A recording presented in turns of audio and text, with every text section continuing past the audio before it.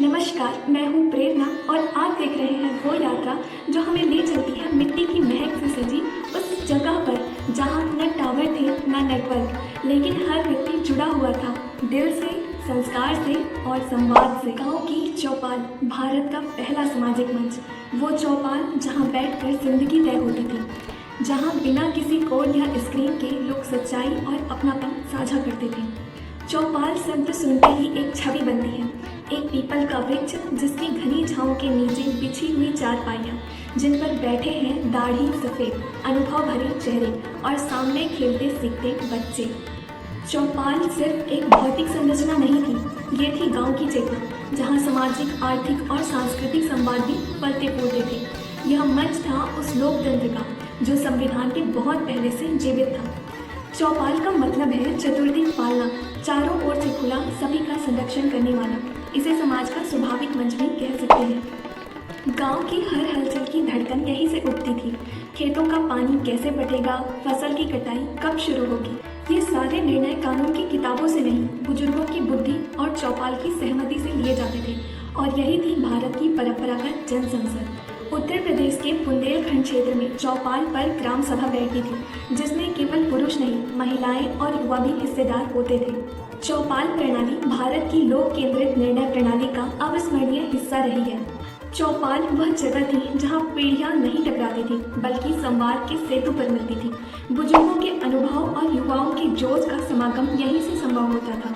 यहाँ पर बैठकर बुजुर्ग बच्चों को केवल कहानियाँ नहीं सुनाते थे, वे उन्हें जीवन मूल्य भी सिखाते थे, सहनशीलता, संयम और सामूहिकता की। यह संवाद जीवन में आचार, व्यवहार और संस्कार की भूमिका निभाता था।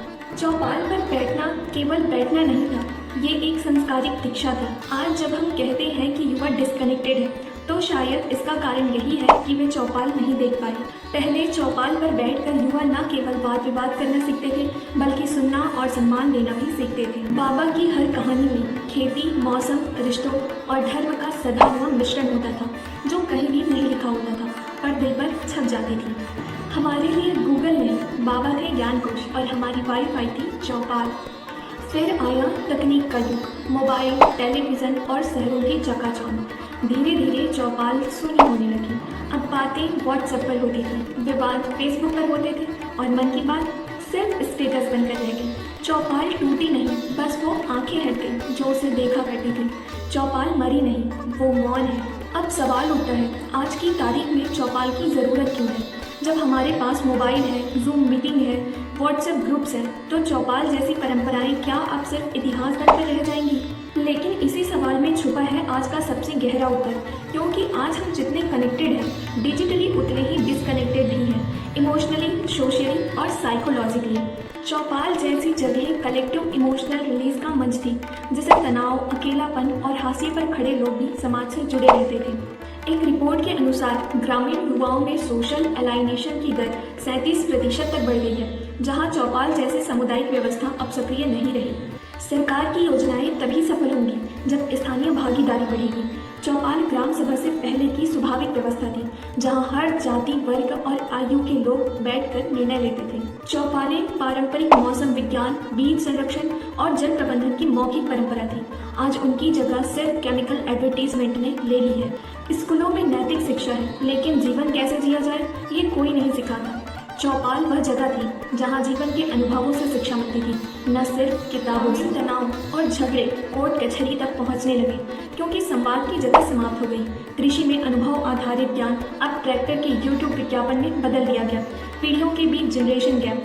चौपाल ही वो पुल था जो अब नहीं रहा। गांव में सामूहिकता की भावना अब व्यक्तिगत स्वार्थों ने ले ली। हम सब चाहते हैं कि समाज जुड़ा रहे, युवा तनाव से बाहर आए, गांव फिर से गांव बने। तो इसकी शुरुआत कभी होगी वहाँ से जहाँ से ये सब कभी होता था, मतलब चौपाल से। कुछ गांवों ने चौपाल को फिर से जगाया है।